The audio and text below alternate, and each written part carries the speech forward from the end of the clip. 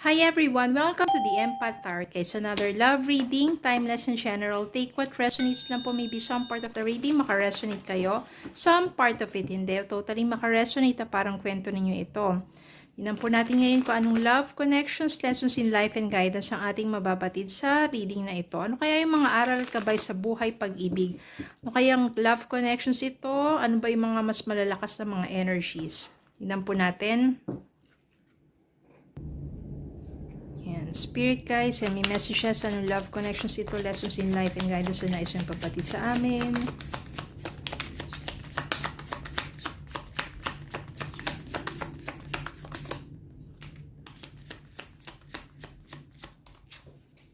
Tingnan natin ang mga energies na to.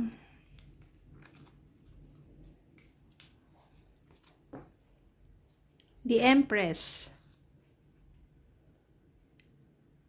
7 of Wands, 7 of Swords, the Emperor, 10 of Cups, 3 of Wands, Page of Swords, Queen of Wands, 3 of Pentacles, Page of Cups, and 5 of Swords.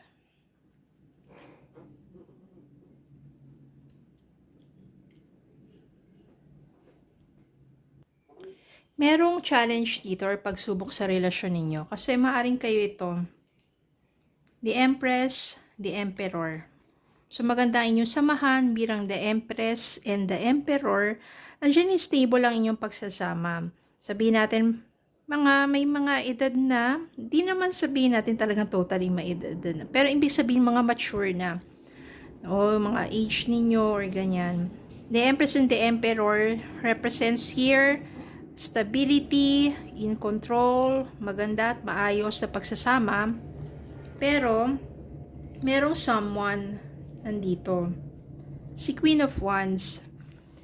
Hindi naman siya totally talaga na sabihin natin, hindi masama ito. Si Queen of Wands is someone who is very passionate and is very good looking. No, maganda ito, very charming, vibrant. Yan. Ang nangyari nga lang dito, merong maaring nagkaroon sila ng hindi talaga totally ugnayan. I can sense here, hindi talaga totally ugnayan, pero nagkaroon ng attraction silang dalawa, si Emperor at saka si Queen of Wands. Na maaring nagdulot ng challenge or issue sa relasyon ni Empress at saka ni Emperor. Kasi yun dito, ibig sabihin dito lies. Siguro may mga pagkakataon na nagtatanong si Empress kay Emperor, ikaw sa person mo, about dito sa other person, no, other persona dito, pero nagsisinungaling yung person mo, wala naman sila talagang sabihin natin yung connection na naging sila. Meron lang attraction, meron lang admiration, mga ganon. Pero since maaaring nagsisinungaling siya every time na tinatanong mo siya about dito, parang cheating na rin yun di ba? Kasi kung kahit hindi na mga naging sila, pero sabihin natin yung pagtitinginan nila at admiration nila sa isa't isa, na mas sabihin natin medyo no, beyond or may kakaiba na. No, kahit wala pa man nangyayari. Yun yung naging issue dito. No, pero ang nangyari kasi maganda dahil ipinaglalaban mo yung sa inyong dalawa ng person mo.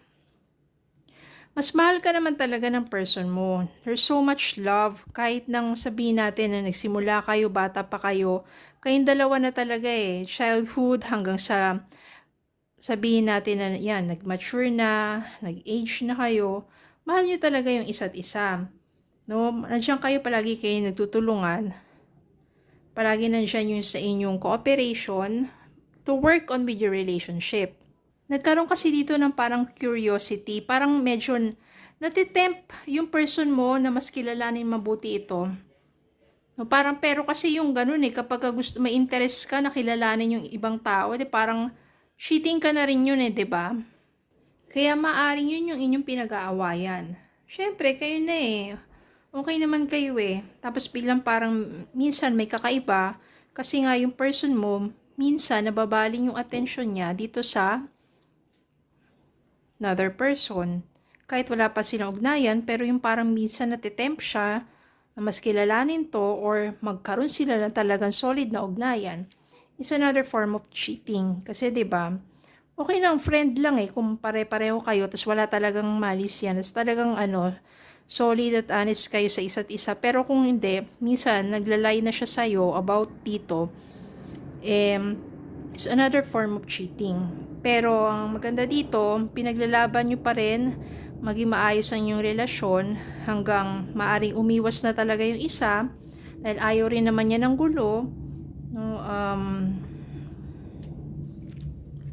napagtagumpayan naman yan kasi nandito pa rin, naging matibay, naging matatag ang inyong pagsasama. Ibig sabihin ito, happy family, happy long-term relationship talaga yan, stable talaga kayo. Siguro ito lang talaga yung challenge, no, sa inyong relasyon. At maganda yung foresight is you always plan to move forward with your relationship at mas nagpaplano kayo kung paano pa mas mapaigti, mas mapalalim, mas maging strong ang inyong bonding. No, nandiyan yung pag nagta-travel kayo so that you have more time para sa isa't isa. Ang maganda dito talaga na pagtagumpayan ninyo yung temptation. Tignan po natin ang mga mensahe para sa inyo.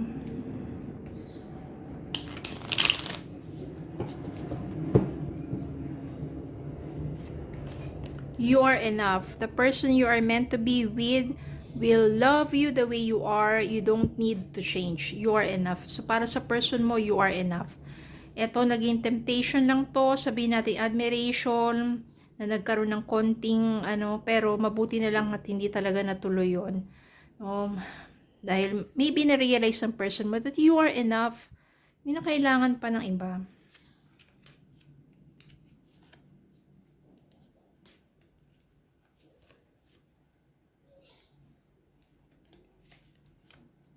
Unconditional love. True, the love between you and your person is eternal, nothing and no one can take it away from you. So, siya naman talaga yung true love mo.